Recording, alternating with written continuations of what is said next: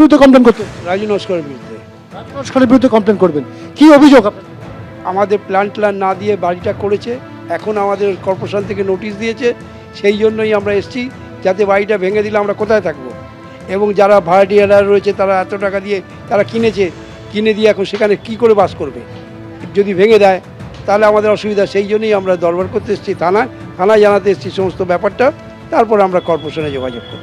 এর আগে আপনারা থানায় কেন অভিযোগ জানাননি যে যখন এরকম আপনাদেরকে কিসে ভয়ে আমরা আসতে পারিনি, আমাদের সবসময় ভয় দেখাতো।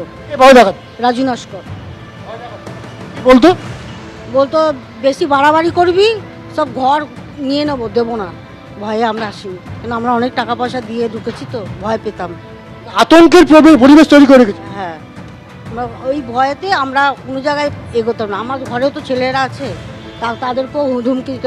রাত্রিরে অনেক রাত্রি 3টের সময় আসছে, কেউ 2:30টায় আসছে, তাদেরও তো একটা ভয়ের ব্যাপার আছে, যার জন্য আমরা কিছু বলতে পারতাম না। অর্থাৎ বুঝতেই পারছো যে একেবারে কিন্তু মানুষ যেমন শুধু প্রতারিত হয়েছেন তাই নয়, মানুষ কিন্তু বলছেন যে তারা রাজু নস্করের বিরুদ্ধে মুখ খুলতে সাহস পাননি এতদিন, কারণ তারা ভয়ে থাকতেন। তারা বলছেন যে তাদের বাড়ির যে সন্তানেরা রয়েছে তাদের উপরে আক্রমণ নেমে আসতে পারে, এবং প্রত্যেকের বক্তব্য যে আজ যদি তারা পুলিশের দ্বারস্থ না হন তাহলে আগামীকাল যদি পুরসভার তরফে যে নোটিশ দেওয়া হয়েছে এবং সেই নোটিশের পরিপ্রেক্ষিতে যদি তাদের ঘর ভেঙে দেওয়া হয় তাহলে তারা যাবেন কোথায়। ফলত একেবারে কিন্তু অতান্তরে পড়েছেন তারা, এবং এরকম পরিস্থিতিতে তারা এই মুহূর্তে রাজু নস্করের বিরুদ্ধে বেলেঘাটা থানায় অভিযোগ দায়ের করতে উপস্থিত হয়েছেন। কুসুমিতা, অর্থাৎ ভুরি ভুরি অভিযোগ রয়েছে এই রাজু নস্করের বিরুদ্ধে। প্রতারণা করা হয়েছে, ভয় দেখানো হয়েছে, হুমকি দেওয়া হয়েছে, দিনের পর দিন ধরে জমি হাতিয়ে নেওয়া হয়েছে, এমনকি টাকা দেওয়ার পরও কিন্তু উপযুক্ত কাগজপত্র দেওয়া হয়নি, রেজিস্ট্রেশন হয়নি, মিউটেশনের তো প্রশ্নই নেই।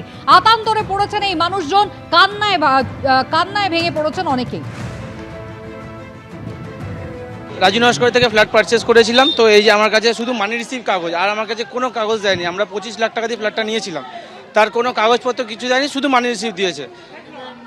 কিচ্ছু দেয়নি, শুধু বলেছিল যে 1 সপ্তাহের মধ্যে সব কাগজ তোমরা পেয়ে যাবে, আগে টাকাটা ক্লিয়ার করো। টাকা আমরা ক্লিয়ার করার পরেও 1 মাস হয়ে গেছে, কোনো কাগজ দেয়নি। বারবার বললে আমাদেরকে হুমকি দিচ্ছিল। তো আমরা সিএমের কাছে একটাই আমার কাছে অনুরোধ আছে যে ফ্ল্যাটটা আমাদের একটু বাঁচান, আমাদের একটু শুভেন্দু স্যারকে অনুরোধ একটু টাইম দিতে বলুন, যে আমরা সব কাগজপত্র রেডি করে আমরা মানে কর্পোরেশনে জমা দেবো। একটু স্যারের কাছে আমার কাছে অনুরোধ, নাহলে বয়স্ক মা বাড়ি দাঁড়াতে পারবো না, সিরিয়াসলি দাঁড়াতে পারবো না। মানে ব্যাগে লোড আছে, বাইরের কয়টা আবার কয়টা সব দেওয়া কি সব শেষ হয়ে গেছে, তারও জায়গাটি। আমাদের যে বাড়িটা হয়েছে ওই লালটু প্রত্যেক দিন ফোন করে করে আমাদেরকে বলছে পয়সা দিয়ে যা, পয়সা যদি না দেওয়া হয় তোদেরকে বাড়িতে ঢুকতে দেব না। আমরা যখন গেছি ওখানে বাড়িতে, আমাদের ঘর কোনটা বলছে তোদের এখানে কোনো ঘর নেই, কিছু নেই, পয়সা দিবি তারপরে ঘর। আমরা সমস্ত পয়সা পেমেন্ট করে দিয়েছি মানি রিসিপ্ট ছাড়া, আমাদের কাছে কোনো ডকুমেন্টস নেই। আমাদের ওপর থেকে কোর্ট অর্ডার এসছে, 24 ঘন্টা টাইম দিয়েছে, ওয়ার্নিং দিয়েছে, যাতে আমরা সমস্ত ডকুমেন্টস নিয়ে ওখানে সাবমিট করতে পারি, কিন্তু আমরা কোনো ডকুমেন্টস কোথায় পাবো, এরা তালা মেরে চলে গেছে। বুঝতেই পারছেন আপনারা, রাজু নস্করের বিরুদ্ধে ভুরি ভুরি অভিযোগ।